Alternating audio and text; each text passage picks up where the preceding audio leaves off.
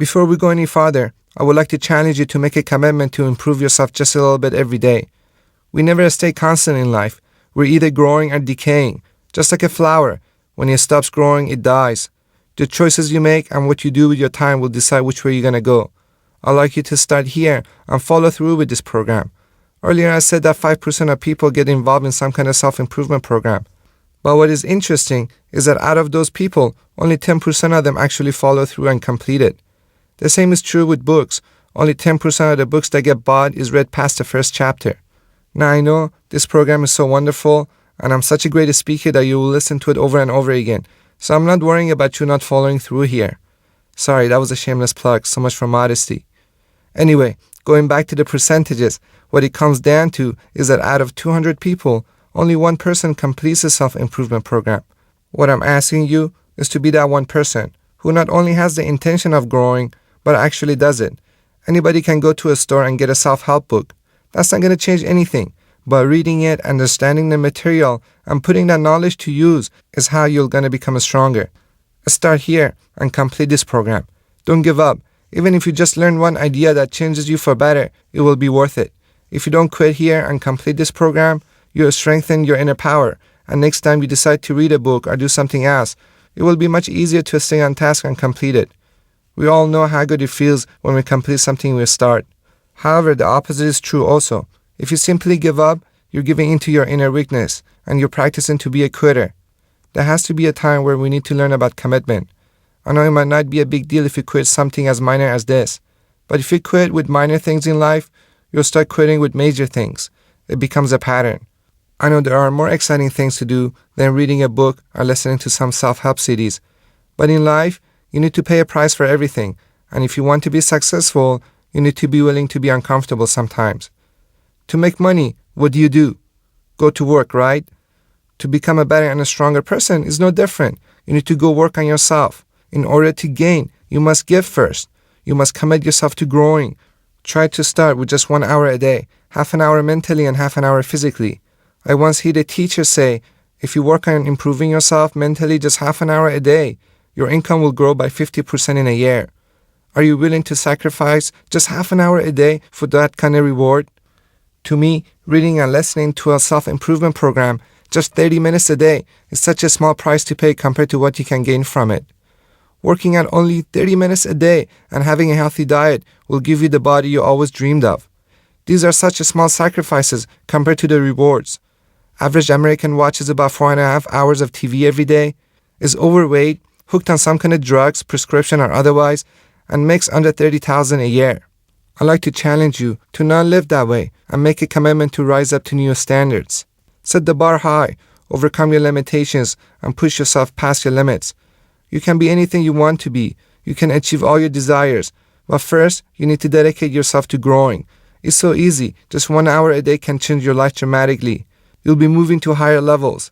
A couple years down the line, you can either be living your dreams or you can be knowledgeable about every reality show they have on TV.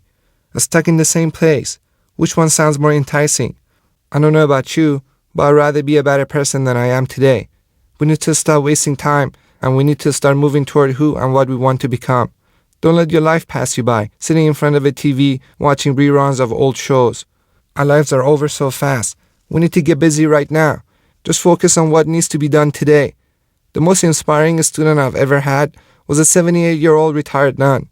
Believe it or not, I was able to train her all the way to green belt, which takes about 3 years to achieve and is an advanced rank in our martial arts system. One day I asked her how she was able to motivate herself and at that age to achieve such a high rank in martial arts. She told me that she just focused on one lesson at a time, 2 times per week, and not on how many years or how hard she had to work to get there. She was one of my heroes, so inspiring, don't you think? Let's use her wisdom and her strategy. Day to day, one step at a time. Live for today and ask yourself, what do you need to do today to grow? If you invest in yourself and take care of the days, the years will take care of themselves. You will look back one day and realize how far you've come and how much better the quality of your life is. I hope you make a commitment to invest some time daily for improvement and self-growth. When someone is unhappy and wants to change their life for better, the first thing they do is look for the solution outside of themselves instead of looking and starting within. Let me give you an example. Imagine this analogy. You're at the mall on a very busy day with a friend. You both go to different stores for a few minutes, but end up losing each other in the process. You keep looking for her, but the mall is too busy and you can't see much. So you get an idea and decide to look for her outside in a parking lot because there's less people there. When you go outside, you realize that you can't find her anywhere again. You see a guard and ask for his help.